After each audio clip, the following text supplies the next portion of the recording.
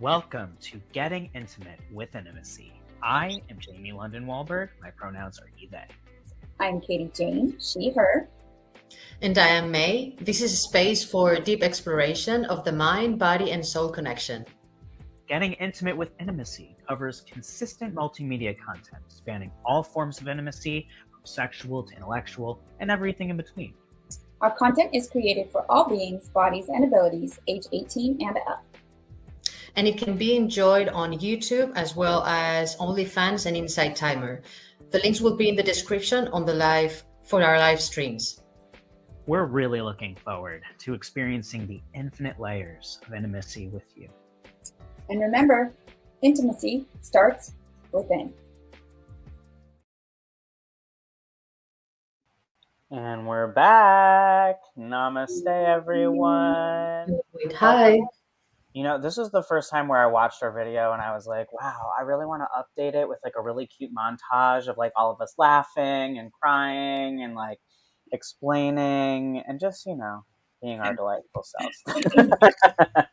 Anyway, welcome everyone back to Getting Intimate with Intimacy, episode 22.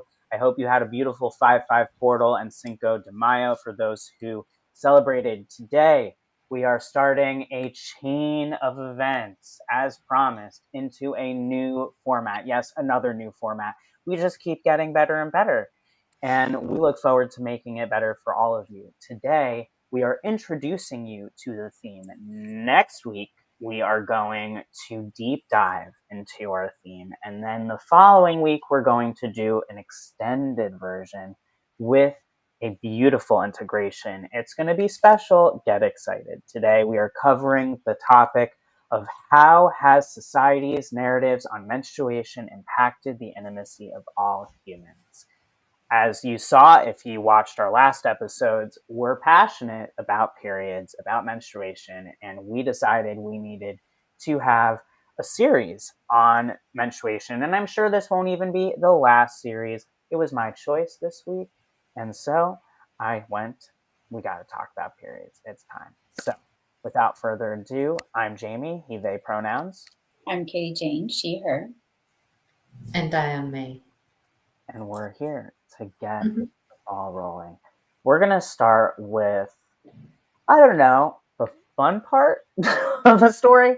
Menstruation stories and experiences can be incredibly challenging and traumatizing and unique to each and every person. You may have had a euphoric experience and you may have had a traumatic experience or something in between. Know that we're coming with love as we share about our authentic experiences that may be different from yours. And we may get into topics that are going to be very sensitive. They may challenge your belief systems and your experiences. We welcome all opinions here, so long as you come with love and respect. So let's dive in. What is your menstruation story? I'm feeling called to go to May. May, you want to share your menstruation story first? Yeah, sure. Go as it far happened back. when I was 12. What happened? I was saying go back as far as you like. Yeah. So it happened when I was 12. And I remember that year, that was the year where at school I was told about my anatomy and reproductive system. In, like I said in last episode, in 2 pages that was about it, all about it. And I'm not really sure whether my period happened before that class or after that class, but it was on the same year. And actually, as a female, I'm on the average, at least in the Western world, of 12 years old is very, very typical age for the period to come. And I don't think it was, for what I remember, pleasant, beautiful, or exciting at all. And I didn't receive much support, just my mother explaining slightly to me what was going on. But I don't think I really was prepared to like one sentence like this is like, you're now a woman, and I'm like, what's that supposed to mean? I mean, well,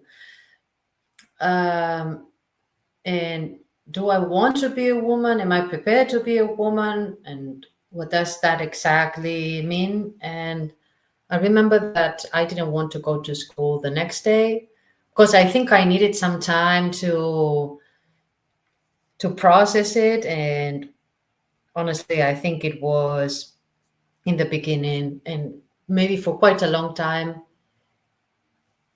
an annoying and an annoying experience and something unfair.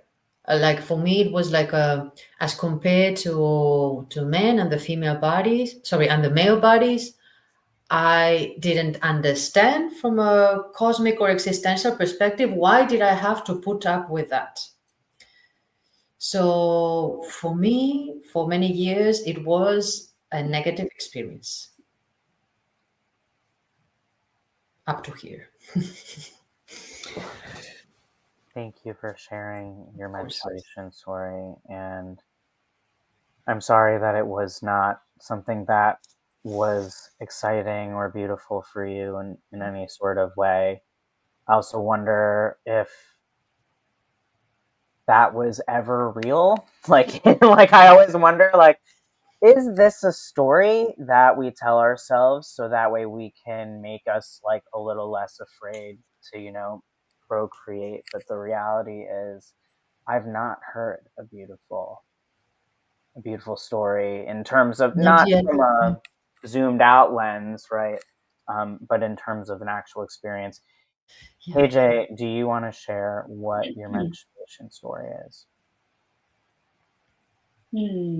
So, as I have mentioned previously, I was raised in a Christian cult and therefore very sheltered and very much kept naive, taken out of classes. And when May was talking, I also have vague memories of some kind of basic anatomy lesson around that same time, probably the same year for me when I was 12, because that would have been sixth grade. And I think that was like the first time I ever saw anything about it. And they did not talk about periods because I had zero warning. And similarly, I think it was right before or after my 13th birthday that it happened for me. So probably right at the end of 12. Um, for me, I remember freaking out in the bathroom and my mother just coming in all nonchalantly and being like, "Oh, yeah, thought that might be what's happening." I have zero information, not helpful. Didn't get much more of an explanation. Like, I literally don't remember what she told me about having a period, other than that, this is normal every month. Um, Took me into her bathroom and showed me how to use a tampon and pad, gave me some of each, and then said, "Now put this stuff away. Your brothers don't need to see it." Because I have four brothers, three older and one younger, no sisters. So it was really isolating, honestly, because I didn't have anybody to talk to about it. There was other girls my age in the church that I did end up talking to, especially one that had, like six sisters, right? But not so much about my period. Like we had the sex talk when we were 16, because she's the oldest of nine. And but I like a super basic, again, not a very detailed or even conscious, like aware, good information kind of chat. It was just kind of pieced together from what she heard or figured out from her mother, who was a nurse. So the menstruation was very much, I felt shame. Similarly to you, May, I was like, this is not fair. Like, what the heck? Why do I have to put up with this? Yeah, I'm a kid, like not a woman, same thing. I didn't want to be a woman. At that point, I was like smack dab in the middle of like pretty intense body dysmorphia because I thought that I should have been born a boy in that family. I saw all the boys having this, like there was a disparity in the amount of freedom that they had, right? That I saw versus my experience. And So it was also very challenging and upsetting and annoying. And like I was so grossed out by my own body. And that's still, something that I'm healing. And then the other part of that is that I ended up having hormonal problems at a young age. And again, not being told until after the fact that this stuff runs in the family. Mm. Right? When I was 15, I ended up with an ovarian cyst. I woke up just screaming in pain in the middle of the night because on my right ovary had a cyst that was the medical word is there's torsion, so it was twisted, and it took them like 2 or 3 days from when I originally went into the ER. Like I came back on the third day, and they finally did an ultrasound, and then like admitted me into the surgery, like an emergency surgery wait list. So I had this day surgery, and it was a whole traumatic experience because I didn't even know, right? I didn't understand what was going on with my body. They dehydrated me overnight. They didn't give me enough fluid. So I actually had my first panic attack in the hospital where I lost my vision temporarily. I was wearing glasses, and I like remember like having my glasses and being like, oh, I can't see. And my dad was there, and he helped like calm me down. But it was just a whole traumatic experience and not having that understanding. And so at that point, within 6 to 8 months later, when I was 16, it came back. Same place, same side. Oh. But this was not an emergency situation. It was a quote unquote normal cyst. So they just gave me meds for a week, and I was at home on the couch in a lot of pain in the summer. And at that point, because it came back, they said, let's put you on birth control. I was on birth control for 5 years from 15, 16 to 20. And I stopped taking it because I was overseas, and I had changed pills, like I think once, and I was getting really bad migraines. And I felt like they were because of the pills, right? So I remember praying about that. I think I have shared that when I had that opportunity to go to Norway, it was an opportunity for me to like get really grounded in my connection with Creator, with my God, right? So I prayed, and I said, I can't take this medicine. I think it's making me sick. So please, I've got to trust that the cyst is not going to come back, and I'm going to be okay, right? And it was for a while.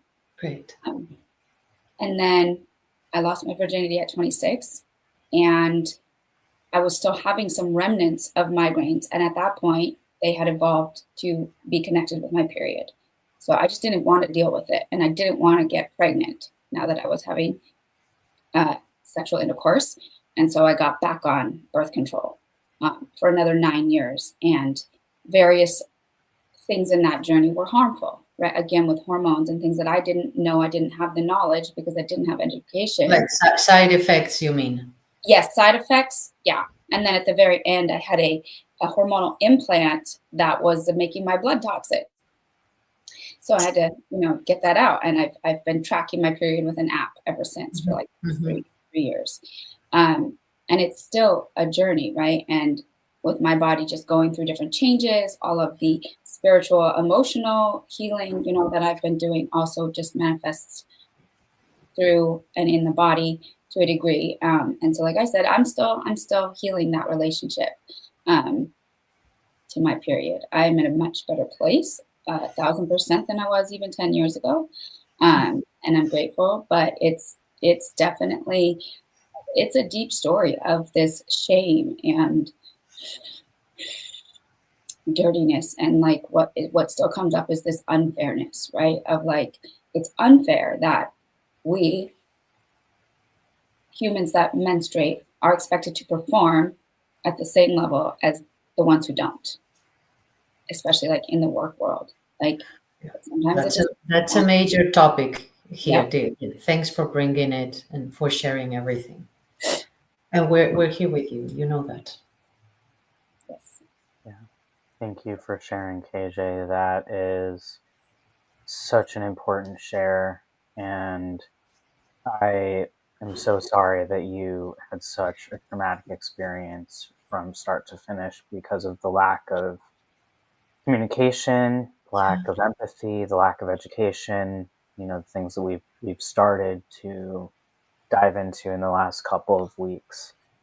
And you know, I don't know that we can't like undo that, right? You can't. We can heal and forgive and understand where it all happened and came from, but it's our menstruation story is one of these types of unique aspects of humaning for those who have the experience of menstruation, that is there is no do-over. Um, it's not your first time isn't going to happen again. Um, it's sort of like tough to rectify. If you don't have quick action and education to do it. So I obviously have a very interesting journey with menstruation.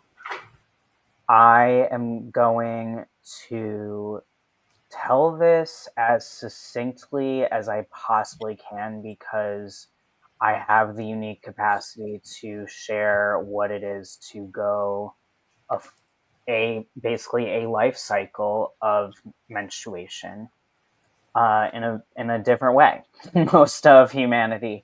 So for those who are watching for your first time and you're like, what is this dude talking about? I am of trans experience. I'm non-binary. I have like 50 different ways that I will describe how that is. But ultimately, all you need to know for the context of this is that I was assigned female at birth. I have two X chromosomes. I have what we scientifically would call a vagina. I had the same full complete set of sexual organs with a cervix and a uterus and fallopian tubes and ovaries. And now I have one ovary left. And while I've had upper surgeries and the lower surgery of a hysterectomy, I kept the one of my ovaries, and I still have a vagina. And I do not currently, and will never, as a result of what I've now done, have a period again. So let's backtrack. You know where we are now. So I have been, of course, ever since I decided that we were going to talk about this week, I've been trying to remember what really happened at the beginning of my period. And honestly, the first thing that came to mind to me was actually not having my period itself, but actually the context around it, which was, again, if you've watched other episodes, and probably just by hearing my last couple of sentences, imagine I had issues with belonging. I had major body dysphoria, body dysmorphia, and zero understanding of any of this. And being autistic, I was further even disconnected from my being and my body. So a lot of things just didn't make sense. But I wanted to belong. I wanted to be like everyone else, which was a narrative that was driven home. And for whatever reason, having like everyone was wanting to have their period. But here's what's interesting about this, right? It wasn't because periods are so fun. Yay! It feels great. It was more like your period leads to developing of your body, leads to maturity, leads to being an adult. And this interestingly loops into what? Oh, our conversations the last 3 weeks about sexualization of the human body, right? And so imagine we are children, because that is what you are. You are children, young adolescents, teenagers, and excited about getting this because you want to be an adult and you want to be mature and have all of this stuff before you even have an understanding of any of that. So let's double down that not only was this my narrative, because I'm trying to be like everyone else, but I don't actually understand what it is I'm doubling down on, to be honest. And that was where we began. And that is the first thing that I can actually remember. So I know that I did have some sexual education. I know that my mom sat down at some point and had a talk with me. I don't remember it being traumatic. I do remember her like asking me if I had any questions. I don't remember asking a lot of questions. And a lot of my understanding of things was very visual, right? Going to the store with my mom and getting pads or tampons, like having some sort of context. At some point in school, there was definitely these are your organs and all this stuff. They separated the sexes. I remember prior to having my period, of which I think I was 13. Pretty confident that I was 13. Maybe like 13, maybe almost 14, but I was definitely 13. And my mother, sorry, mom, this is important right now. My mother had her period when she was 10. And so Mm. I had my conversation with my mom earlier than that because of how young she was when Okay. she had her period. But I was a late bloomer, regardless. Like, not in terms of when I had my period, but a late bloomer in terms of like my development overall. So it wasn't like I had my period and overnight I had some sort of development, but she was trying to prepare me for, genetics, who knows, like trying to figure out how to prepare me for this. But like, I honestly can't tell you anything specific about what she said, which is not to say that she didn't nail it. I just have no idea. I will say she didn't totally traumatize me until much later.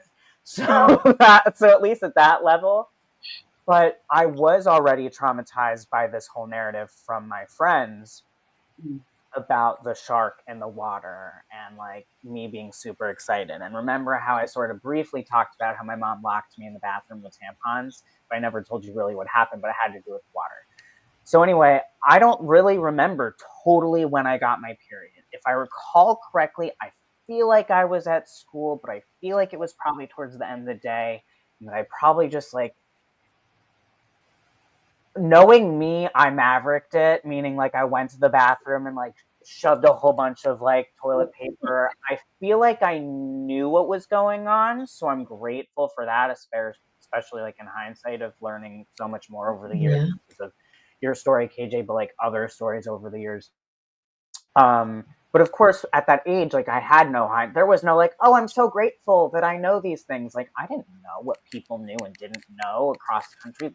These were not things that I thought. In my mind, I was like, yeah, we all know what I know, like what we're taught. Like we're all taught the same thing. I was so naive back then, looking back lovingly. Um, and so I remember going home, and I recall initially having a choice after I've thought about it. I know I've told the story a little bit differently, but after thinking about it, I do think initially I had the choice of whether I wanted to use pads or tampons. If I recall correctly, I completely was terrified of tampons initially, and I was like, I Yeah. want pads. But I had a really heavy flow, and I had really long periods, and I had miserable cramps the entire time. And so it was like pretty quickly, I was like not going to school as well, May. And like, I definitely felt this confusion of like, not understanding why I don't feel that this aligns with my body, and also trying to belong like everyone else. So like they're celebrating that I've done it. But also like I don't remember having some sort of party, and then I felt awful. So I was like, why were we celebrating this? This sucks. And like nothing makes sense to me. And so I also felt shame, and I also felt unfair, which I think is the key theme so far of what we've all talked about, outside of what we've talked about it before in terms of the education sucked, but that we all felt like it was unfair. And then the most important thing that I remember after that was the fact that like I had a heavy flow. I played sports, I somehow managed. We got the biggest pads, then I felt shamed by the big pads that I got. And like I remember how traumatized I was the first time that I was like made to go and get them myself, and like Mm. how traumatizing and strange that felt, and like how even in later into college adulthood, going to the store and like choosing between these and like getting them for my girlfriend at the time, like it took a long time for me to be like pads or pads, especially getting into my transition, which we'll get to. But it's time to tell the trauma story of the bathroom and why my mother locked me in the bathroom with tampons. There is a part of me that genuinely laughs about this in hindsight, but really, I do not encourage parents to do this. It was absolutely traumatizing. It was not funny.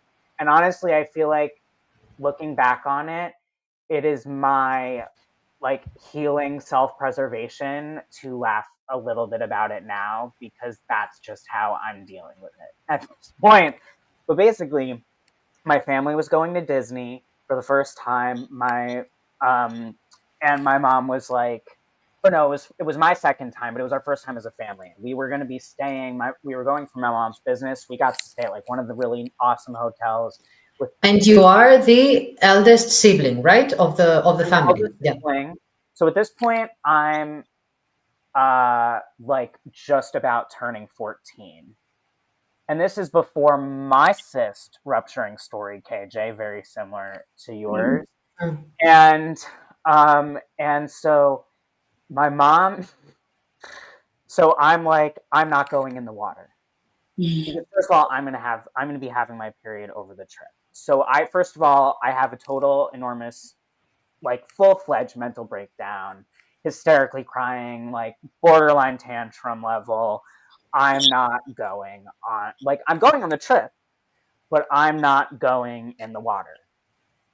And my mom locks me in the bathroom. She literally, my mom, I'm also tiny at this point. I'm still tiny now, but like I Mhm. was even smaller, then, and smaller in self, right? So I just feel tiny. And this is also, no joke, a tiny bathroom. Like, it might as well be called a true water closet. And so my mom is completely blocking the door. There is no getting out. And I'm sitting on the toilet, and she looks at me and she says, Jamie, we are going to this fancy hotel with the water park that you have been wanting to go to, begging to go to for years.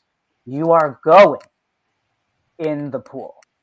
You are going down the water slide. You are not going to ruin this trip, because the moment that you sit there at the side of the pool and your siblings are in that water, you are going to be jealous and pissed off. So we are doing this. She has a box of tampons. She's like, this is happening now. And I remember being totally terrified. I'm like, no, I'm not going. She's like, you Quick are. question. Yes. Was it you had never put on a tampon before? Yes, I'd never worn a tampon before. So remember, I'm wearing pads. I hate them. They're awful. Mhm, They're mhm. irritating me, especially because I'm playing sports. I have a heavy flow and awful cramps and sick all the Yeah. time. So I'm like, and the reminder again, I'm feeling disaligned with this experience, but I'm totally confused as to why I'm feeling disaligned. So all in all, oh, also like squeamish. Like, now I watch Grey's Anatomy and things like this, and I can handle certain things. But at the time, I was like, sort of like borderline pass out. Like, I still have a hard time giving my injections to myself, going getting blood drawn. These are not fun things for me. So all in all, this was like not a fun experience. And theoretically, a tampon is a way to minimize this to a degree until that time comes, right, where you've got to take it out. But that was the scary part. Why? Because like the shark story, Level Up, I was traumatized by stories that were told to me by my friends about tampons getting stuck. Mm. And so I was terrified. I'm terrified. My mother's here. There's every level of fear not wanting this.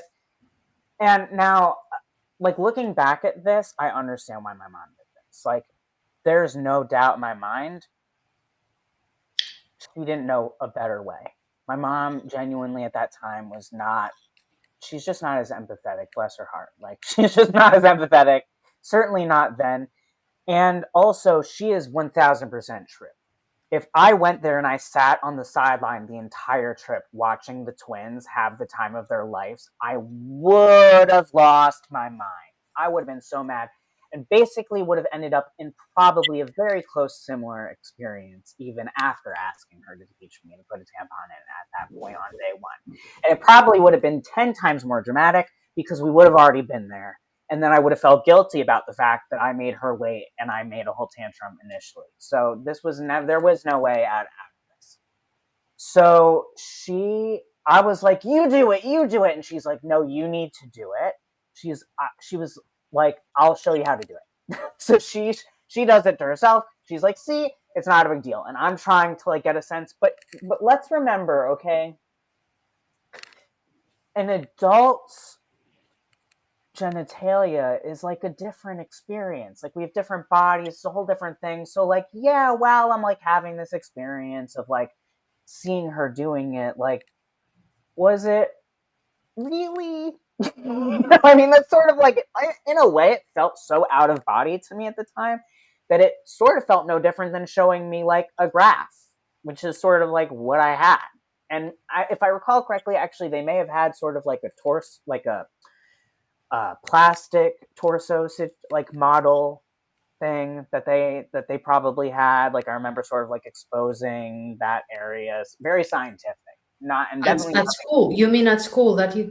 yes at We school. Oh didn't yes, have my that. mother was not prepared on that level. I mean, she was a social worker, so she had some level of preparedness, and I could tell by her level of doing this that whatever she was taught was pretty minimal. But she just decided to take a very take charge approach. Looking back at it, I see that she did the best that she could, but it was definitely traumatizing. So anyway, I put the tampon in myself. I was like, okay, it's not so bad. Like Okay. after all of it, and I was like, we're moving on. And the only thing that really like continued on from there, outside of the continued dysmorphia and dysphoria and the shame just around all of the things that we've talked about over time in society and all of the things that we spent the last couple of weeks talking about. If you're wondering what that is, definitely go watch that because I'm not doing a rehash. It was uncomfortable, right? Because like I had these incredibly excruciating periods that were very long and very heavy. So like even with the heaviest ones, I had to change them all the time. Yeah. And then the amount of underwear I had to replace and the shame around replacing the underwear and the smell and controlling the aroma of I was going to, yeah. that level of shame. Oh yeah, no, we're going there for sure. I have so much, I've had so much shame around that throughout life that I definitely am going to have this conversation about and that all that. And then unfortunately, like KJ, around the same age, I think KJ maybe slightly younger than you, I had the cyst in the ovary, but mine ruptured. There was no surgery. We're way past that. So I get there. I'm already screaming. I bolt up in the middle of the night, and all I remember is literally like I sweat through my clothes, and I am screaming. My parents run in because they're like, "What the fuck is going on?" And I'm like, I don't know. We're starting to wonder if it's appendix or not. Because if I recall correctly, it was the ovary that was on the side of the appendix. Very much forgetting right now what side of the body this was on. But I'm freaked out. I'm terrified. So of course my parents call my pediatrician, Dr. Schwartz, who was awesome. Best that she could have been with me. She handled a lot of my BS for a long time. And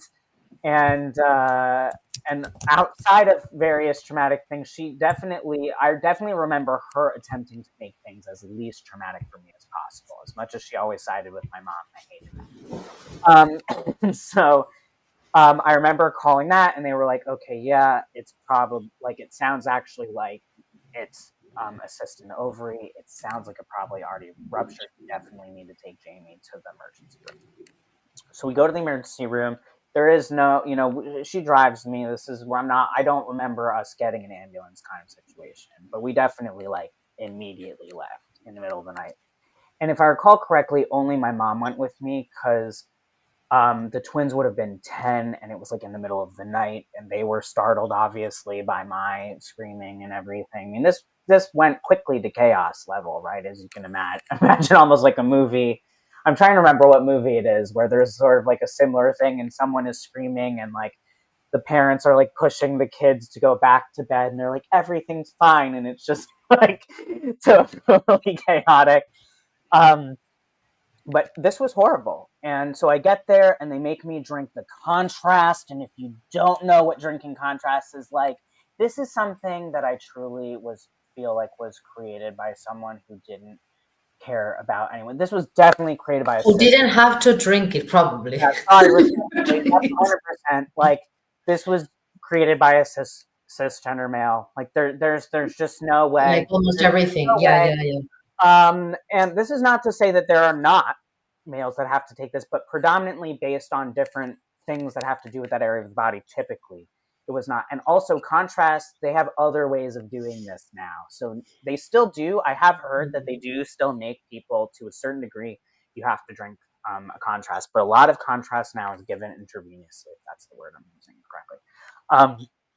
And not KJ's nodding me medical science. But she's usually my verifier on that. So I go in there and they're like, they look in and they're like, yep, this thing has ruptured. And they tell me that it just has to pass. That it's just gonna, get better. There's nothing that they can do about it. So they just medicate me. Yeah, 100%.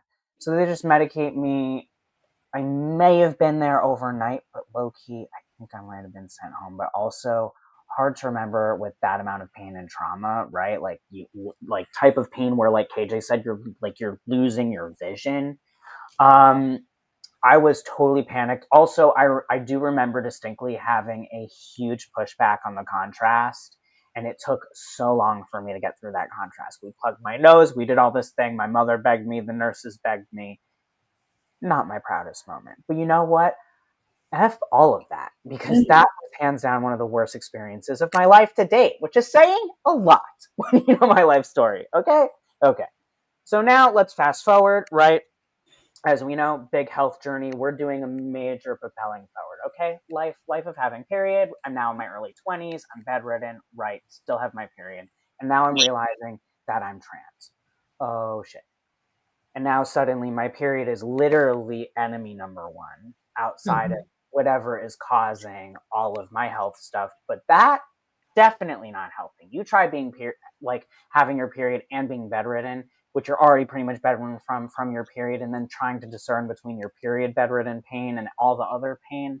It's virtually impossible. And I don't really believe in impossibility, but this felt pretty impossible to tell. And at this point, I'm trying to figure out what to do. And so I had already basically decided this has to go. I need it to go. I want it to be over. Like, even if anything happens, I need it to go.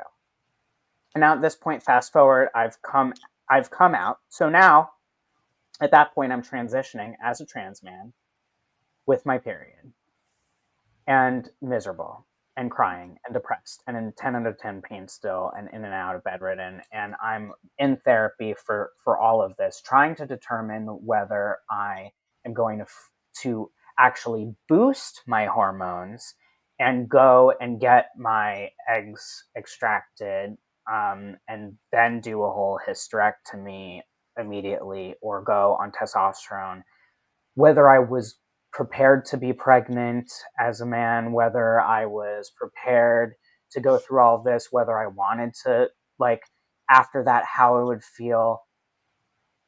Absolutely hardest decision in my entire life to date was trying to decide this, because I, to that point, was like, I want to adopt, yes, but I really want to be a biological parent. That was something that was super important to me.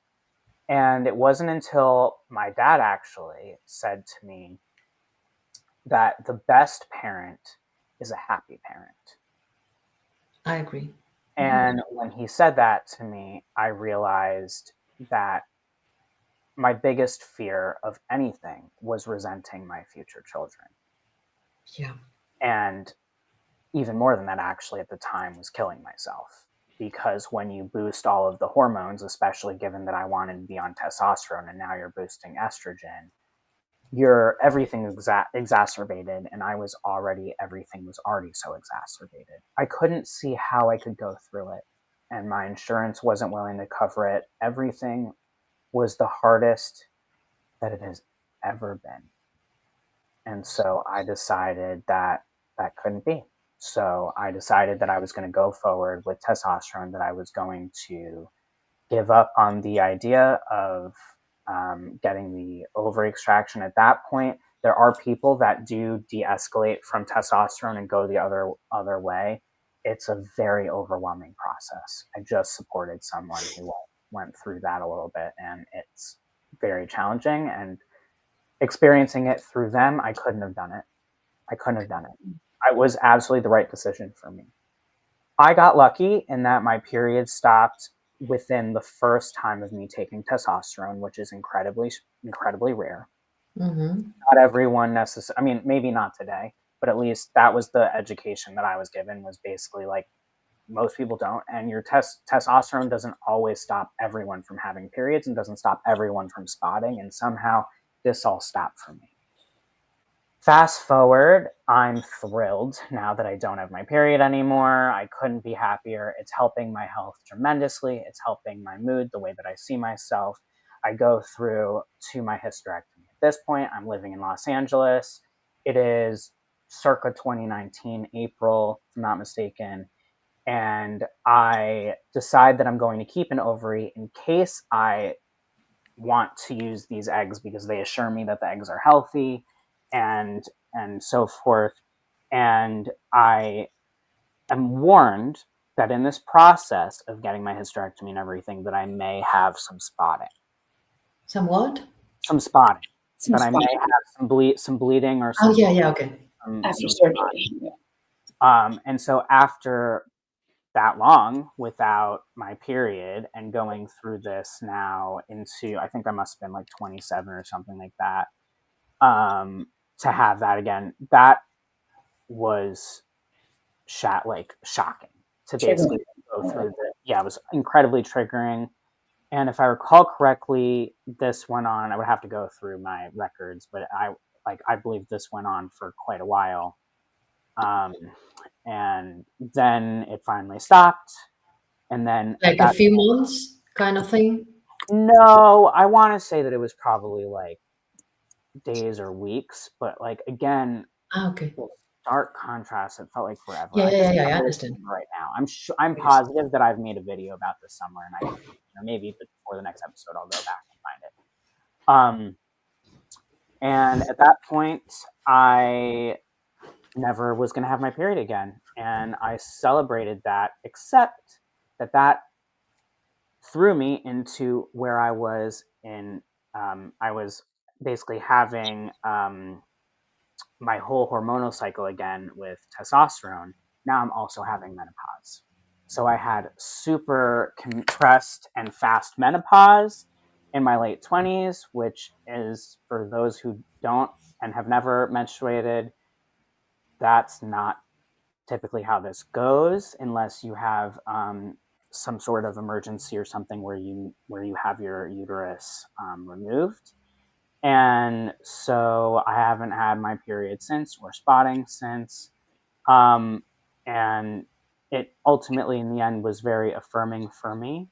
And ever since, my perspective on periods has become that much more passionate, empathetic, and I've really taken a stand for all of that. Yes, we're wrapping up, KJ. So now you know my menstruation story. That is probably the most complete that I've shared it. But honestly, I don't hear the story told like virtually ever, especially now I identify as non-binary masculine, and it's a whole other thing. And I have no regrets. I want to be super clear. And that's for me, and that's my story. And I encourage anybody who's witnessing this, my journey is not every trans person's journey. Everyone has a different experience with this. So just like everyone has a different menstruation story. So it's important that we honor where everyone was coming from, and know that as we do our deep dive next week, we're going to get into the intricacies of this, and we're going to have different perspectives, and that's okay. So thank you so much, Jamie, for sharing, with such vulnerability, because that is a really powerful story. Like you said, we need to hear more of these stories, to normalize that for other people that are out there having, different and similar experiences, just to have that knowledge, because that's what we get to do. We get to change the narrative. That's what we've been talking about, right? The whole time is, yes, there's all these narratives that exist and that our parents have and that their parents had, right? And we get to experience things differently. We get to make changes for the future generations to come. So all really, really powerful. And, you know, yeah, there's definitely more to dive into next week for sure. Because when somebody, one of you brought up the smell. Oh my God, like there's so much there alone, like so much. Yeah, smell, taste. Yeah, we'll definitely dive into that for sure next week. I had a feeling that today was literally just going to encompass the time for our menstruation story.